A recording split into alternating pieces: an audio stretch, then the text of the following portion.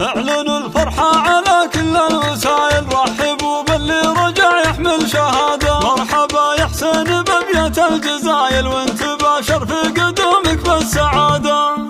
يا الحدث استبشروا بخير العمايل، شبلكم الله رفع راية بلاده. عاد من أمريكا في يمناه شايل حلمه الغالي، ونال أعلى شهادة.